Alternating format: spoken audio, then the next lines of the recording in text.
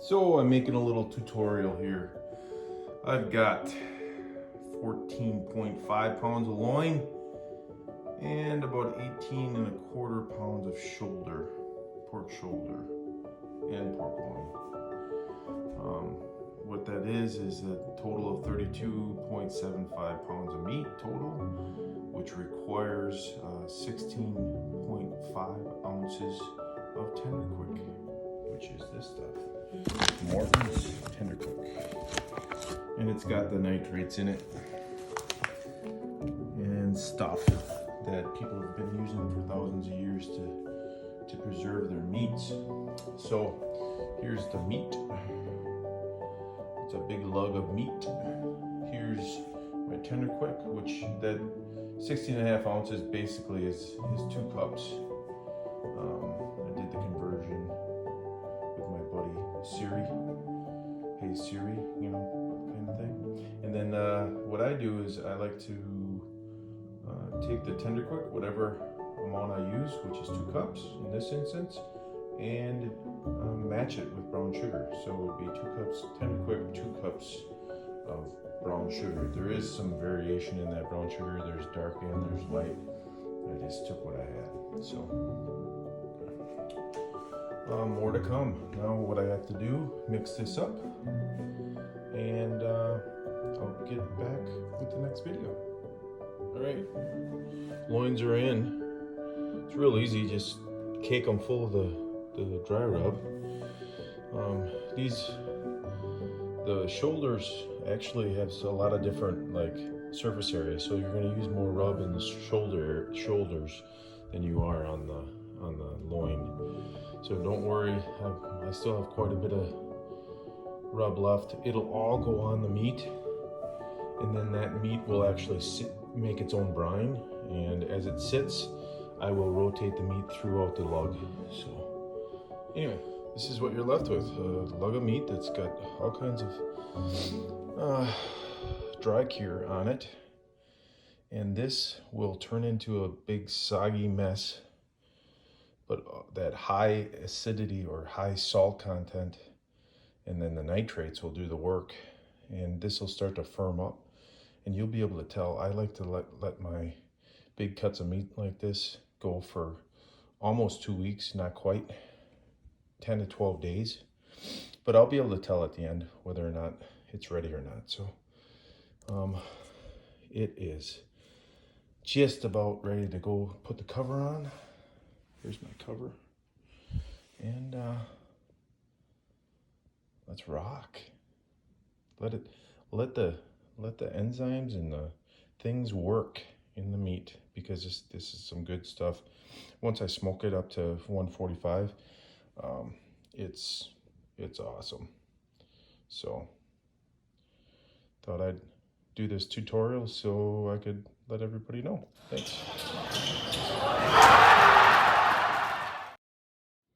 All right, 36 hours. So a day and a half in the brine or the dry rub. And as you can see, it's making quite a bit of, you see that red color starting to come out.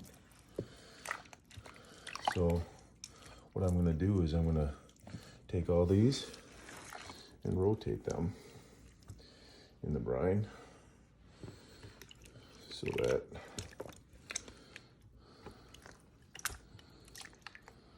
it's all even. Ooh, they're already firming up nice. In fact, I'm going to flop the order here. Put the buckboard on the bottom.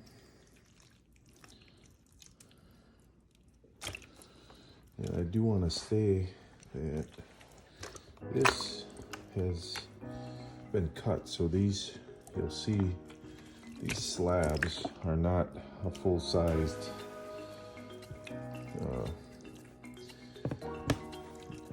shoulder. It's actually a shoulder that's cut in half. So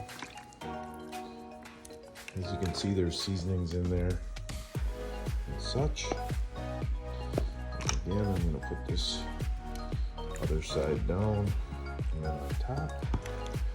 So now the Canadian bacon is on top. And yes, I did leave the fat cap on. I know that's gonna turn some people off, but that's what I do.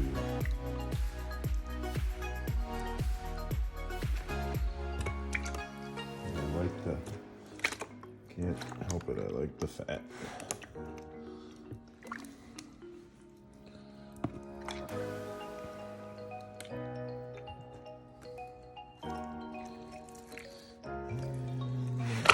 One is in there.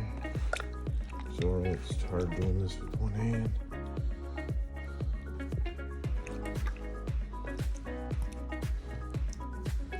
And there we go.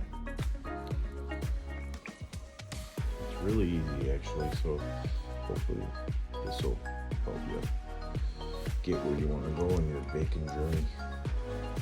Alright. Show you on the next stage.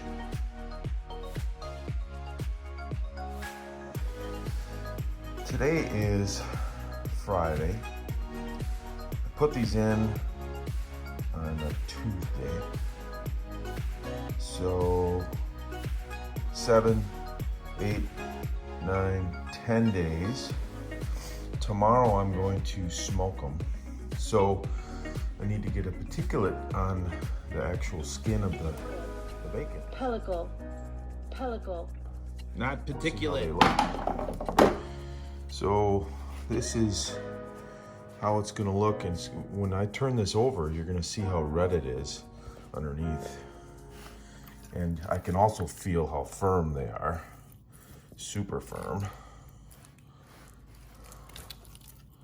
You can feel it.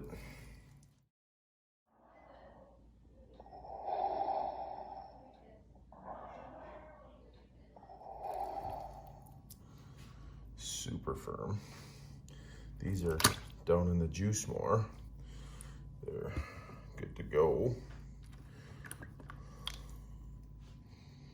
And what I'm gonna do is I'm just gonna do a rotation right here for now, just to make sure that the top side gets in the juice for a final juicer. But tonight, I am going to, basically, I'm gonna take all these out tonight, later on, probably late tonight.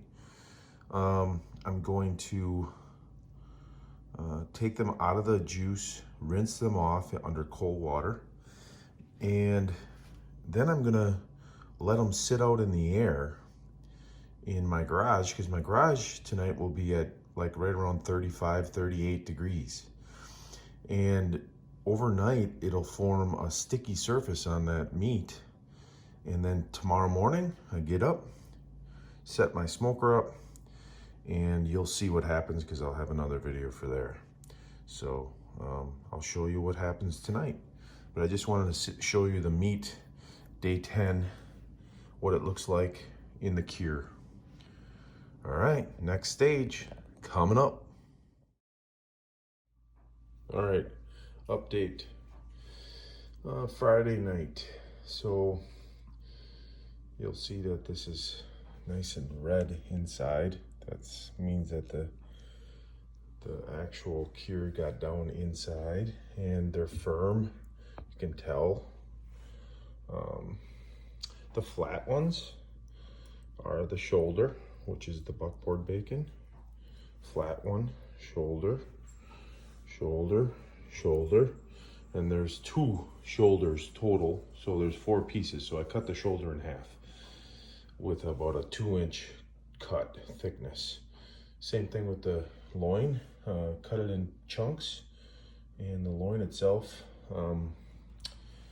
is very lean, obviously, as you can see, bright red in the middle. So now what they're doing out here is I washed them all off, got all the nitrates and residue from the cure off. And now what you do is you let it sit. And I like to let it sit overnight. And that way, when you get up the next day, and you don't have to worry about getting that sticky surface on the meat that they talk about. It's called, I think they call it peteculate. I'm probably butchering the name, but basically the smoke sticks to that much better. So you don't have to wait around or throw a fan on it. Just let it sit overnight in an area that gets a little air movement. I let it sit in my garage. I don't run my cars. No, I do not. And then tomorrow morning, bright and early, I can get all this meat on my smoker and get it up to temp.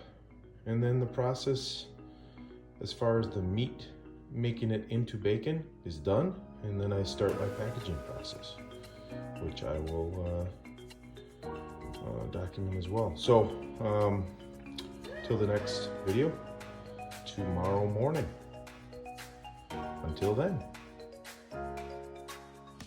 Okay, don't laugh at me. My little smoker, my regular smoker is kaput. Got this smoker for free with some furniture. So tried it once. It worked pretty good. But it's not ideal. I know. Anyway, just wanted to show that it was sitting overnight, developed that stickier surface, and now I'm putting it in the smoker, starting the day, because the smoker's not what I'm used to. And I do this anyway, no matter what meat I cook. I always have this little pager thing that I can walk around the house and see the internal temperature. So I suggest you invest in something like this with multiple probes. It works out really well. Using my pellet grill as a smoker today because I can't fit all the meat in that little smoker.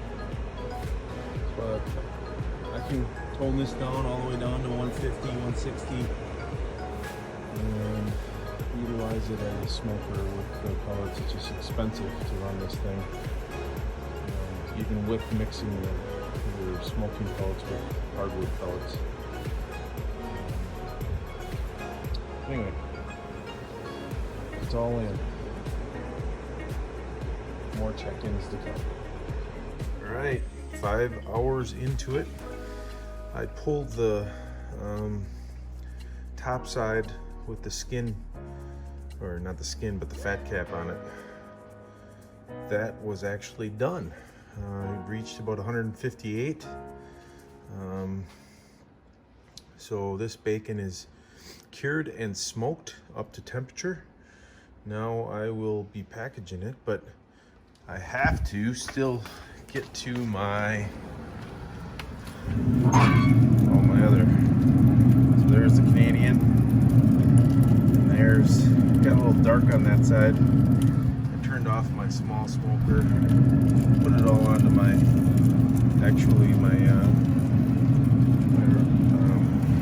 Green Mountain grill, which I can keep at a really nice constant 160, 170. That one was flaring up a little bit. So as you can see, it's a little dark, but hey, as my mom used to say, it's just a little brown. Adds a lot of flavor. So, all right, more to come. Frying up a little test batch. Good. All right, it's all off. This is not the end of the journey by any means. I'm gonna weigh this all up, see how much loss I have from the smoking, because I was always curious. Thought I'd do it this time. Started out with 34 pounds of meat on the package label, which has a lot of juice and stuff inside of it, but I want to see what that pairs down to on a smoked product and what it ends up at. So anyway, more on the packaging next. But boy, this is a good feeling when you get this done. Get a taste of it, and you know that you got some killer stuff, and you can share with your family and friends. So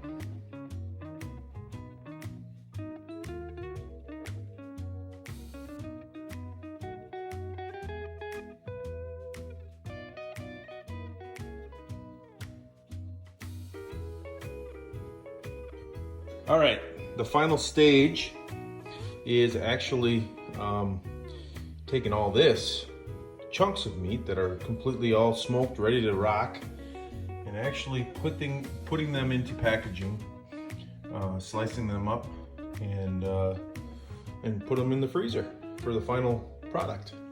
So this is the station. This is how I cut them.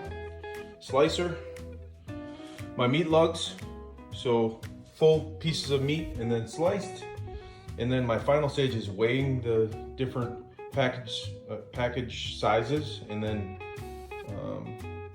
sealing them up. So as you can see, I already started on the Canadian bacon.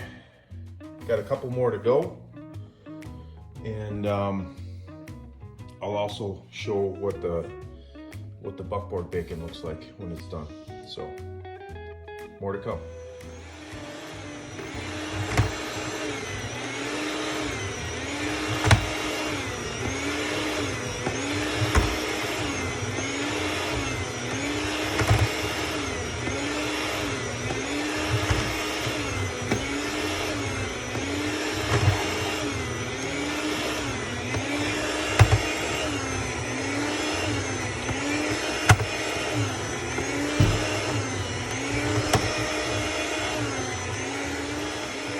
This is where you got to watch your fingers.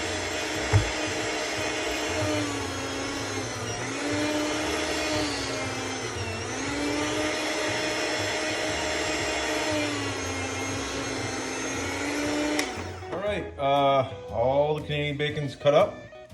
Now for the packaging. All right, so one little trick here. These are all 1 pound packages. This one here, I'm going to show you how it goes into the package easier. I keep it on the plate, and I keep it all within like one plane, so it's all pretty easily handled. Then I just go like this, keep it on the plate, slide the plate into the package. Easier said than done, I guess. Seal it, get it down to the bottom part.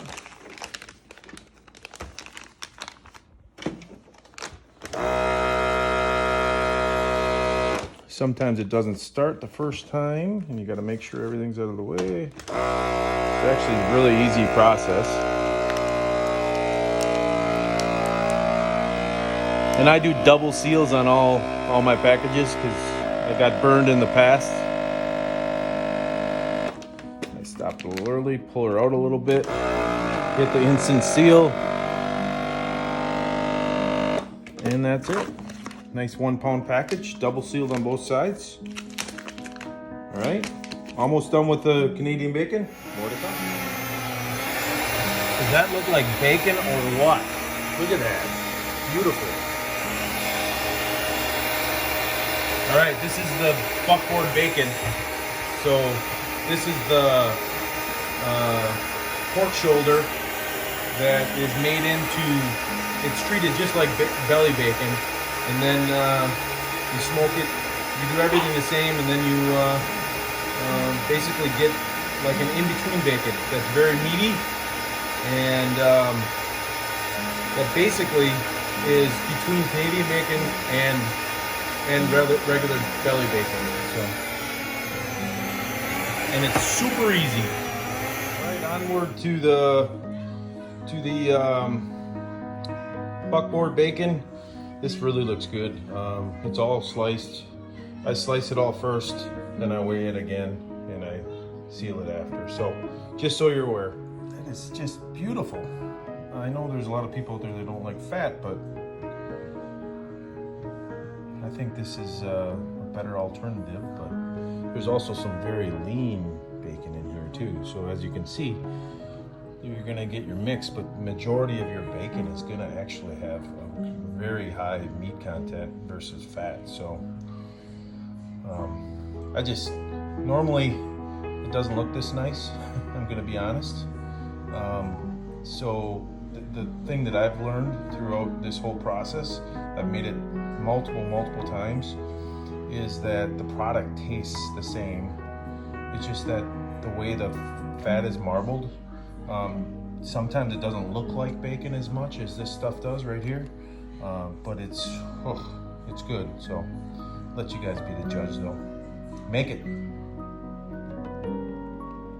Case in point, this is what a lot of it looks like too, where it's super high meat content versus very slight fat marbling. So you'll get all points in between. All right, don't forget to take all the pieces and parts that are in the bottom of the container that you hold all your slices and put them into its own package, and that is a perfect and excellent soup flavor, like bacon flavor, to add to your soup. So gives it a lot of good smoky flavor. So if you like that in your soup, that's the way to do it. So this whole lug is full of the 24 pounds of meat. There's that Canadian bacon. The regular buckboard bacon is up on top.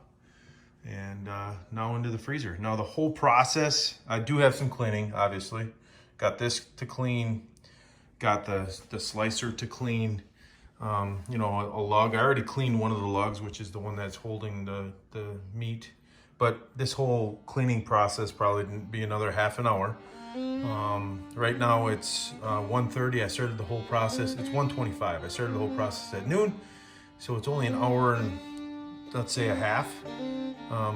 And then add another half an hour of cleaning, and it's 2 hour total process. So processing the meat isn't as bad as people think, I don't think. 2 hours to have 24 pounds of meat that you did yourself and that you know what's in the meat. I don't know, it's good stuff. So anyway, I think this will conclude the whole video, but you know where I'm at. Bye.